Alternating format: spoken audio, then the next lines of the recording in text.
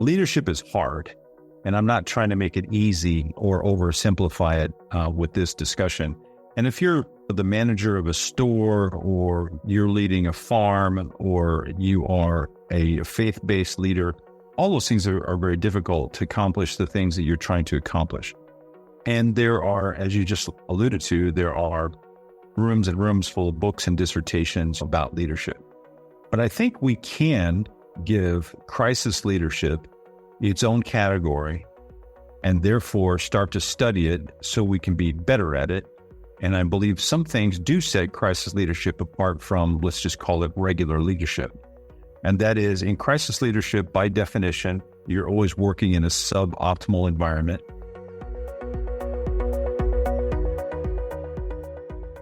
Welcome to another episode of the Crisis Lab podcast. I'm your host, Kyle, and today we're delving into the topic of crisis leadership. We are joined by Mr. Robert Fagan, who is currently a senior emergency manager and exercise planner at Global Eagle Consulting. Robert is a retired colonel from the U.S. Army and an expert in public health, emergency preparedness, and disaster response. His career spans combat and United Nations tours, humanitarian assistance, and disaster relief operations. And our conversation aims to introduce the concept of strategic crisis leadership. We will explore the intricate differences between leadership and crisis leadership, the importance of crisis leadership in the face of disruptions to normal operations, and Mr. Fagan's experiences with crisis leadership in various contexts, from the military field to humanitarian assistance and disaster relief operations. Rob, thanks for joining us today. Absolutely.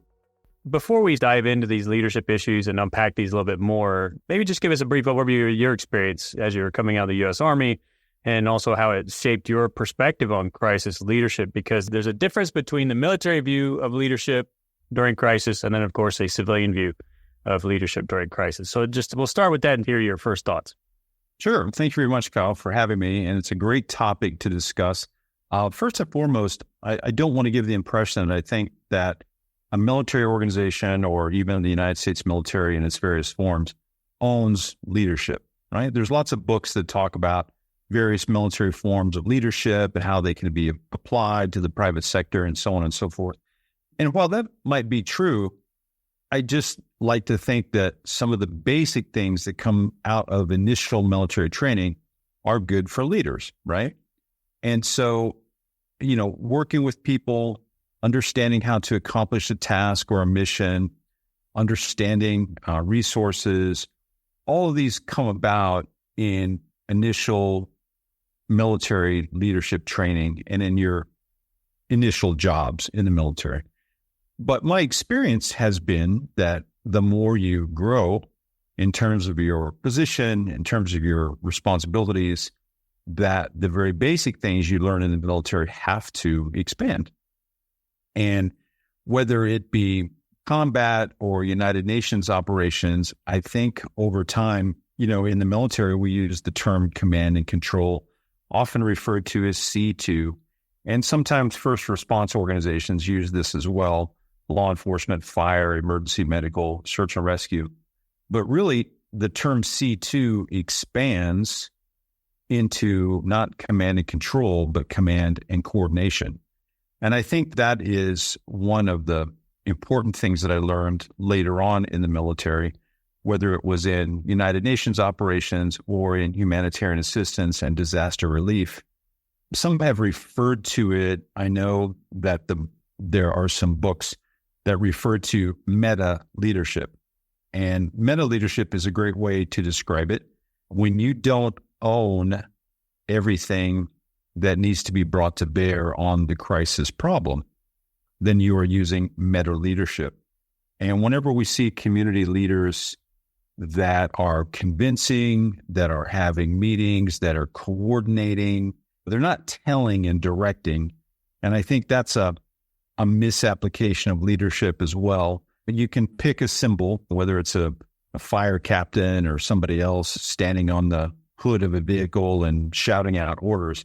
Sometimes we have a tendency to think, that's leadership, somebody who's at the top of a pyramid and sends down orders to a chain of command, and then that organization follows it. That's a very simplistic way to look at a lot of leadership challenges in emergency management, because rarely are the challenges like that. So my experience in the United States Army at more senior levels taught me to coordinate, taught me to try and understand, taught me to bring in diverse groups that are being affected by the situations. You should not impose on a community solutions without having that community's input, for example. And so I think the important thing is this whole concept of meta leadership. How do you lead? How do you coordinate organizations that either don't belong to you or that you've just met in the crisis? And how do you get these things done? I hope that's a good start to the answer on that question. Yeah, it is. Absolutely. Thanks for that. And I think it also highlights that there's a lot of discussion around leadership in various forms and formats, and from the business aspect to general sort of organizational leadership and organizational change. And how do you, at least in your view, how are you setting apart the topic of crisis leadership or leadership during crisis apart from just the general leadership principles that we see pretty prevalent through the books and the webinars and the social media these days? Leadership is hard, and I'm not trying to make it easy or oversimplify it with this discussion. And if you're the manager of a store, or you're leading a farm, or you are a faith-based leader, all those things are very difficult to accomplish the things that you're trying to accomplish. And there are, as you just alluded to, there are rooms and rooms full of books and dissertations about leadership. But I think we can give crisis leadership its own category and therefore start to study it so we can be better at it. And I believe some things do set crisis leadership apart from, let's just call it regular leadership. And that is, in crisis leadership, by definition, you're always working in a suboptimal environment. There are very few crises that happen at 9 o'clock on Monday morning after you've had your first cappuccino, and everything is just perfect for you to get started on it. So it will be unexpected. It'll be in a suboptimal environment when you are least expecting it. There will be time pressure for it to make decisions. You do not have a lot of time often for deliberation because literally the clock is ticking on whether it is damage to life, limb, property, in the environment. Something is going on bad, and you have to reach towards incident stabilization as quickly as possible. Somebody needs to make decisions. It could be you, or it could be a group that you've convened, but decision-making has to take place. There's no real room for lots and lots of deliberation, although the more people you can involve in a decision, the better the outcome. But nonetheless, this is not an environment that favors long deliberation or committee work or getting back after another meeting a week later. That's not it. Let's get things done now. You're also operating in an incomplete information environment. We use these terms like common operating picture and situational awareness. Whatever terms you want to use, you have to have a way to get the best information possible. And the first information is always incomplete. But so you will be working with incomplete information almost always. So you have to find a way to get the best information you can. And maybe it's only 60, 70%. I know a lot of people are very uncomfortable operating in that environment and making decisions because we all want 100% of the information. But that's just not going to be true during a crisis because there are ever-changing priorities, ever-changing conditions, and it's really hard to keep up with. But you still have to work through it to get a hold of it.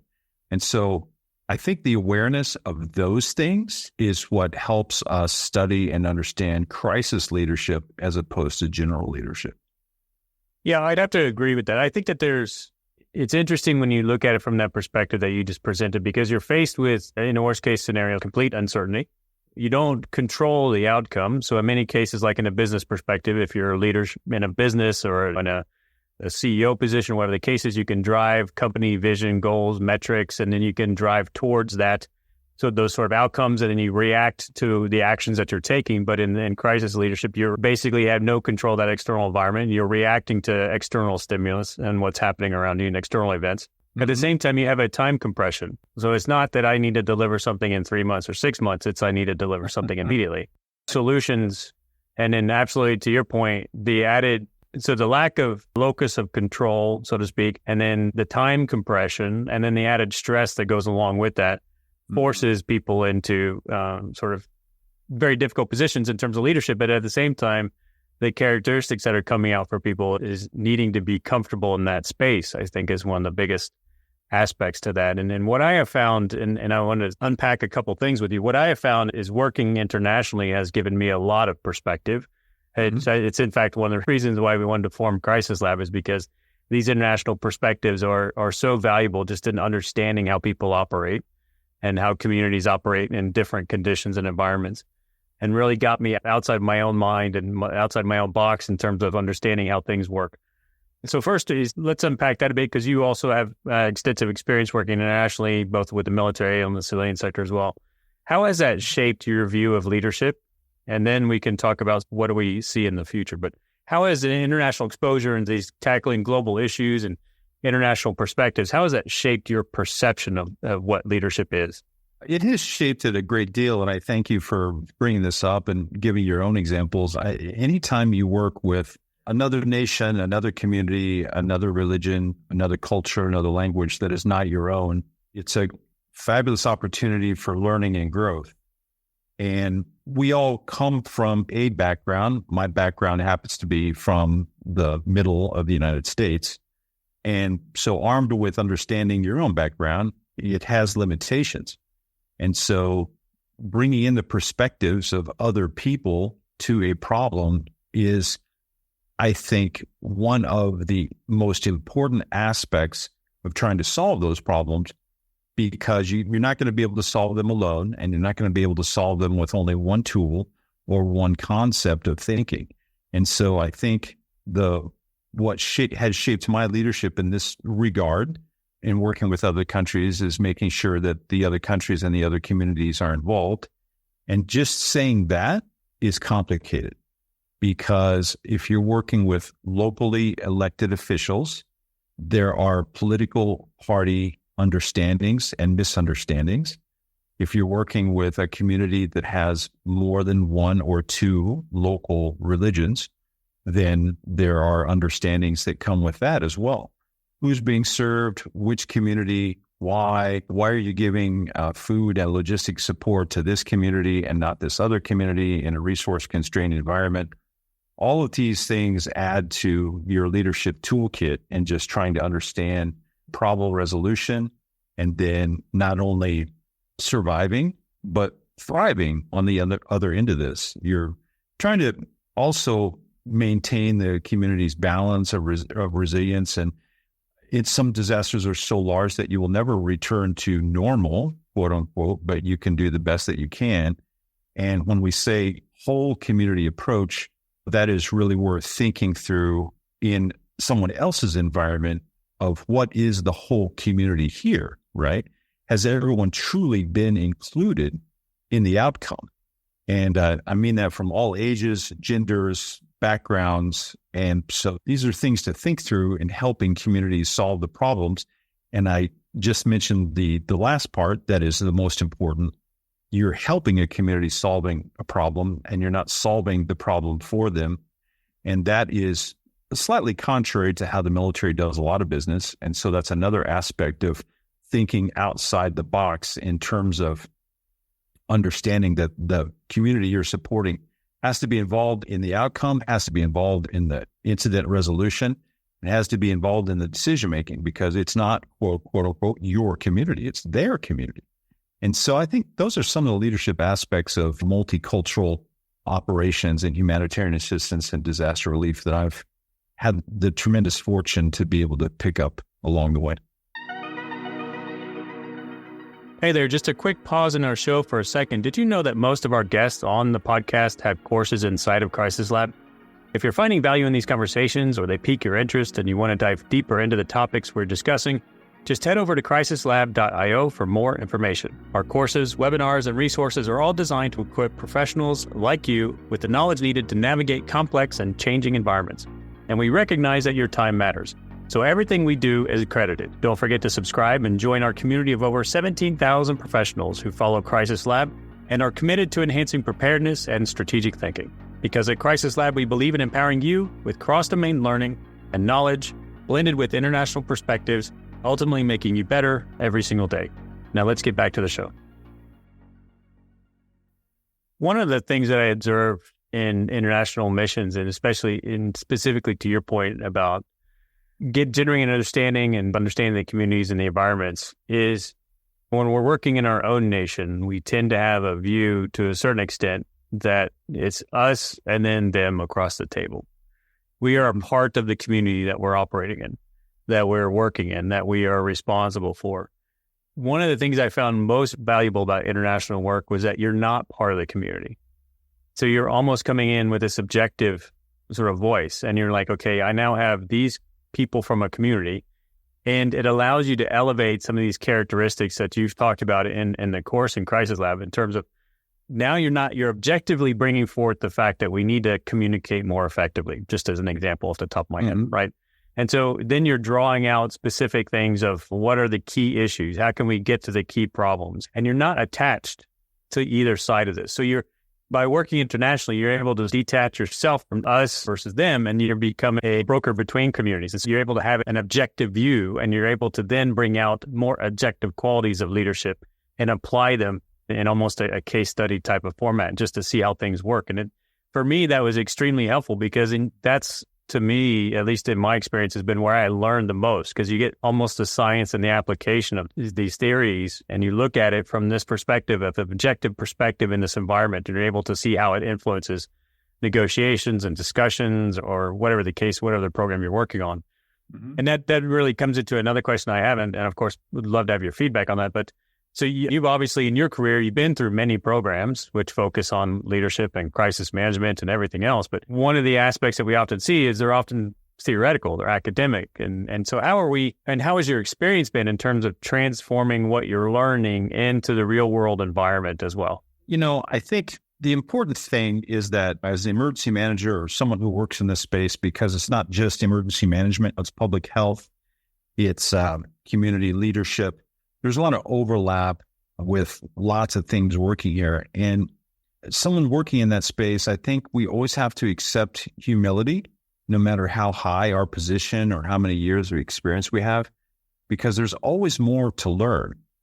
And I think everyone working in this space has to be a serial training and education person that is constantly taking courses, reading books, looking at webinars, looking at all the thousands of people around the world that are also working in this space and looking at their good ideas.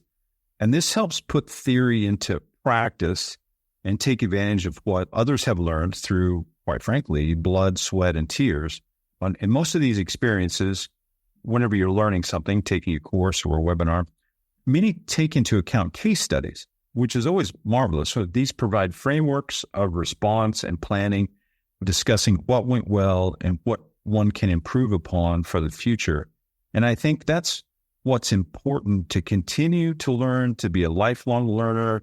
And I don't mean necessarily getting more advanced degrees necessarily. There's a lot, and I also am not suggesting that people should spend a lot of money on this, although you can spend some money in different areas to promote yourself and to give yourself a good professional development background in these areas.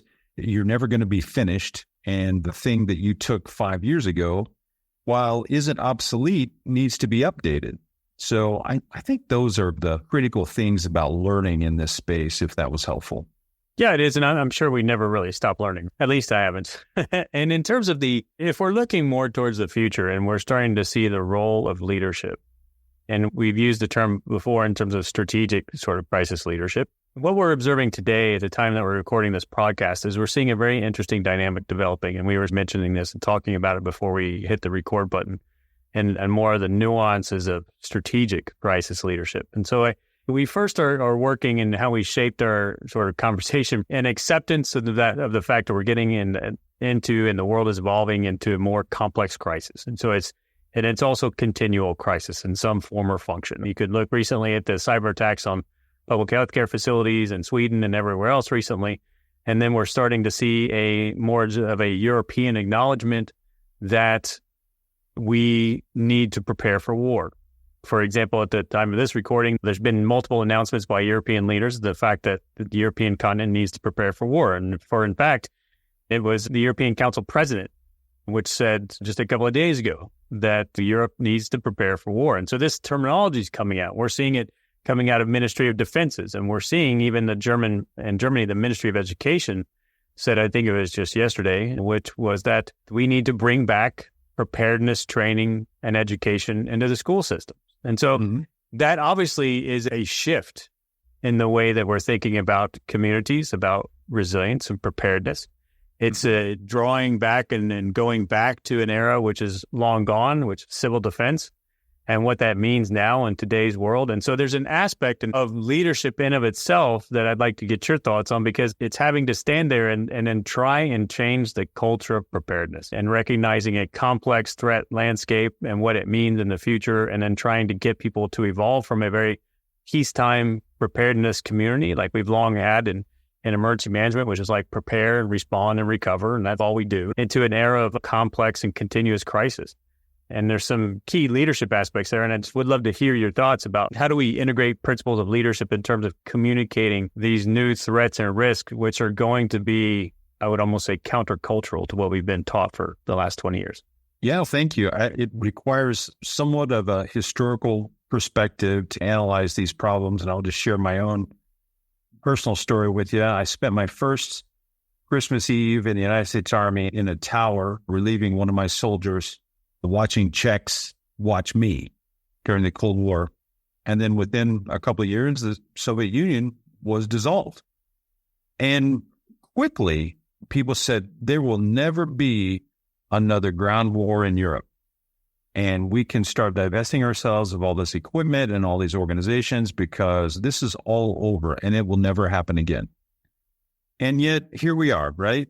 Now, and we had even other conflicts in the 90s as well, and that are still simmering, and other things, but they're vastly smaller, but they're still on the continent of Europe. And if we can think about the culture of preparedness, it's not just war, but now we are definitely thinking about that. I think that when you look at preparedness writ large, whether it's a house fire or whether it's a hurricane or an earthquake, right along with conflagration and war, these are things that citizens need to be prepared for. We have had the luxury over the course of the last 150 years to start outsourcing safety and security to other organizations.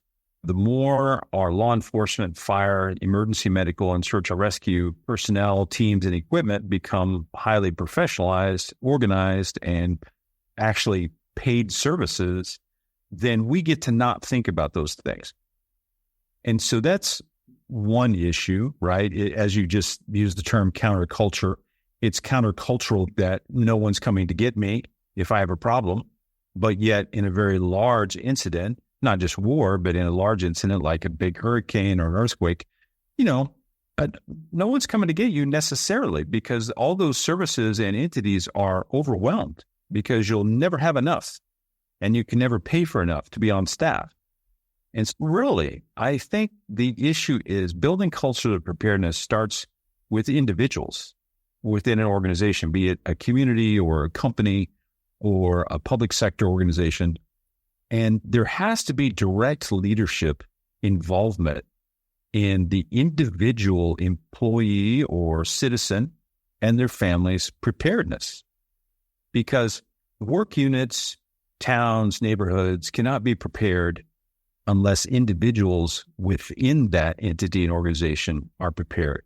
And therefore, large companies, communities, states, organizations can't be prepared unless those subunits are prepared.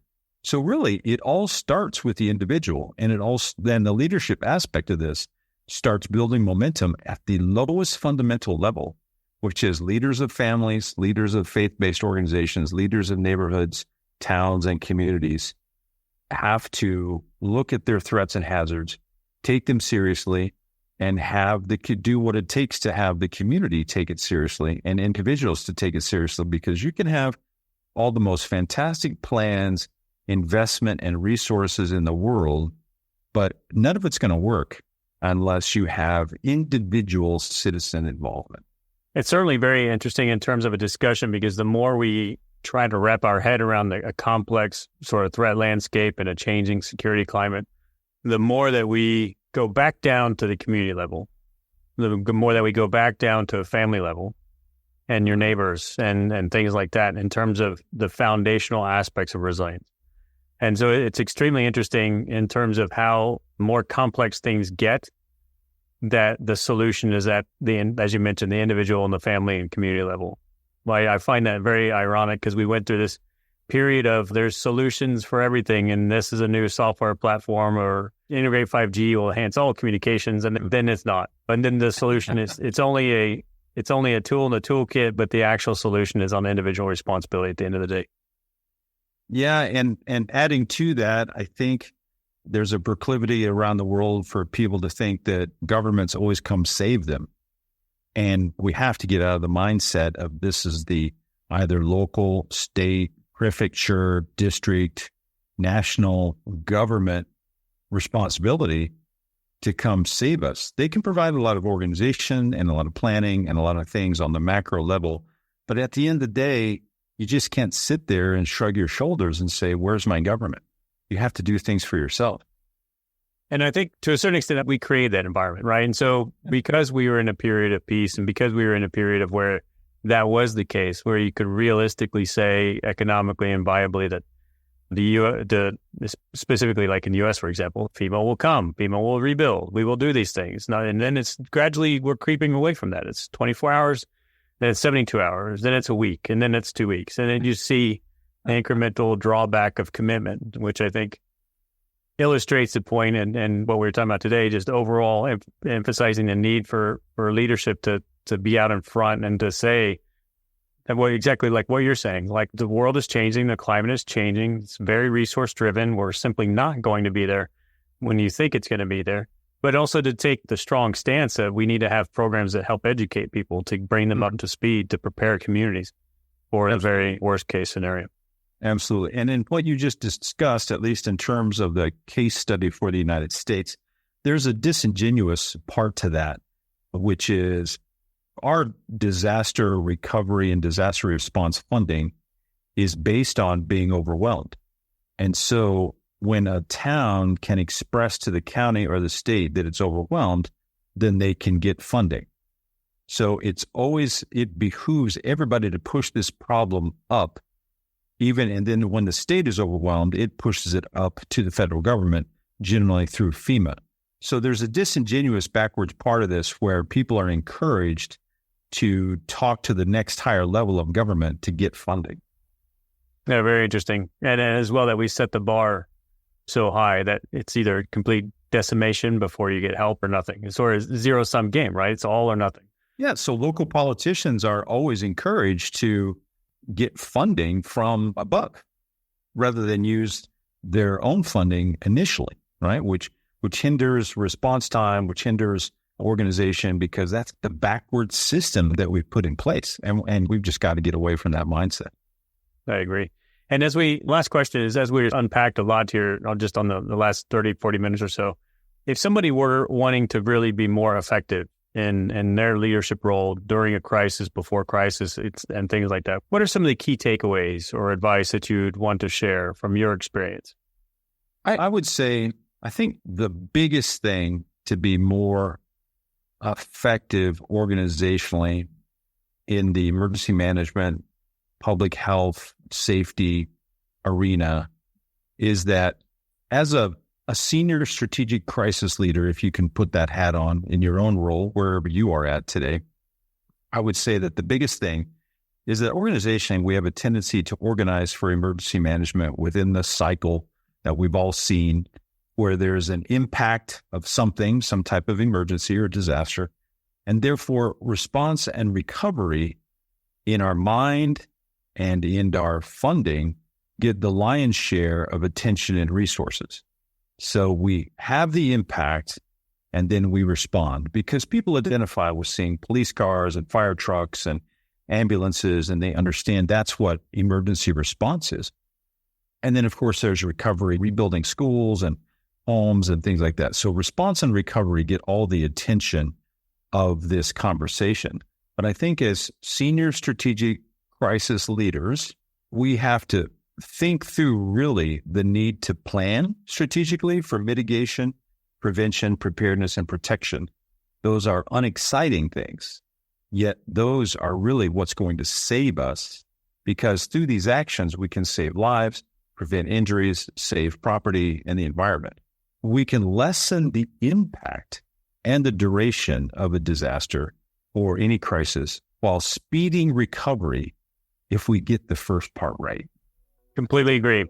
So that's all the time that we have for today. So again, a huge thanks to our guest, Mr. Robert Fagan, for joining us and sharing his knowledge and experience as we discuss leadership during crisis. Rob, thanks for joining us. Thank you. Appreciate being here. That's all the time we have for today. And again, huge thanks to our guest, Mr. Robert Fagan, for sharing his knowledge and experience as we discuss leadership during crisis. And to our listeners, thank you for tuning into the Crisis Lab podcast. We hope that today's episode has provided you with new insights and perspectives to better navigate the challenges of your field. Remember, each episode is a step towards mastering the complexities of crisis management, and we're here to share the knowledge and support you along the way.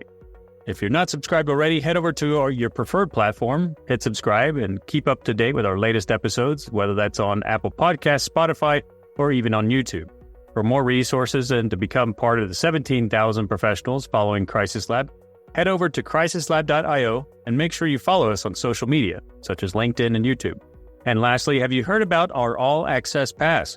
It's the opportunity to lock in your pricing for 2024, and you'll get 20 accredited courses released during the year, along with 10 CEUs and a NATO certificate if you attend the NATO Crisis Management and Disaster Response course.